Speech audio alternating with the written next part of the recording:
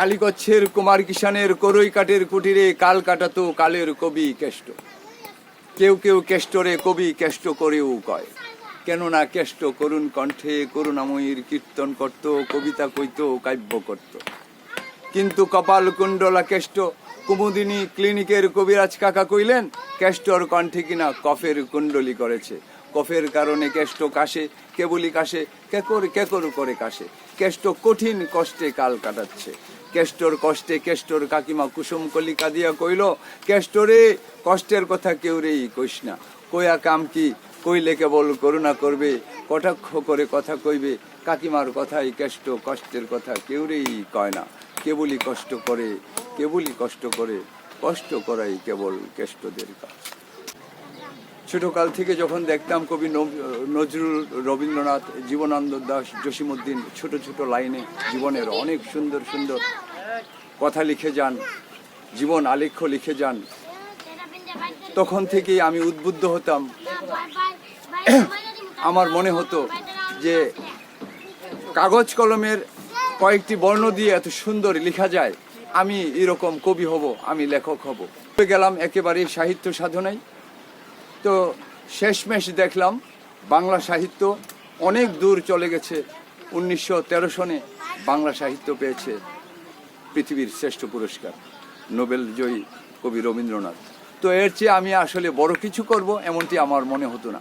কিন্তু একটা জায়গায় আমার মনে হয়েছিল যে একটা জায়গায় বাংলা সাহিত্যের বেশ ফাঁকা রয়েছে, এইখানে লেখা হয় নাই, কোনো কবি লেখা নাই এখানে। এটার নাম টটুগ্রাম সাহিত্য। তো আমি খুব দেখলাম যে টটুগ্রাম সাহিত্য হলো একই বর্গীয় বর্ণ দিয়ে সাহিত্য রচনা, যা বাংলা সাহিত্যে একেবারেই নেই। তখন আমি একান্তভাবে মনোনিবেশ করলাম যে বাংলা সাহিত্যের এই জায়গাটাই সেবা করব। তো সেবা করলাম, জীবন যৌবন আমার সমস্ত কিছু ঢেলে দিলাম এই সাহিত্যকে, এই টটুগ্রামকে।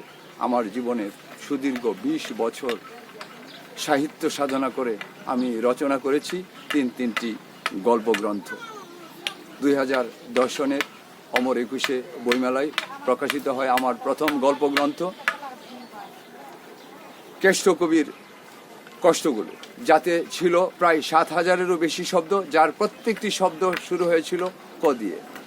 তারপর 2013 সনে আমার দ্বিতীয় গল্পগ্রন্থ প্রকাশিত হয় কেষ্ট কবির কনফারেন্স নামে, এবং সর্বশেষ গল্পগ্রন্থ প্রকাশিত হয় 2016 সনে কেষ্ট কবি নামে, যাতে রয়েছে প্রায় 28,000 শব্দ, যার প্রতিটি শব্দের প্রথম অক্ষর শুরু হয়েছে ক দিয়ে, যা শুধু বাংলা সাহিত্য নয়, পৃথিবীর সাহিত্যে এটি বিরল ইতিহাস।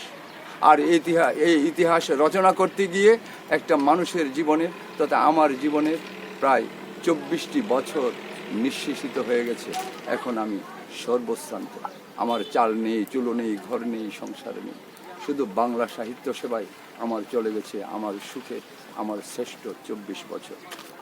আসলে শেষ কোথায় আমি জানি না, আমি আজ ধুলোয় মিশে গেছি। আমার জীবনের চাওয়া পাওয়া, অর্থ, সম্মান সব বিলীন হয়ে গেছে এই টটুগ্রাম সাহিত্য রচনা করতে গিয়ে।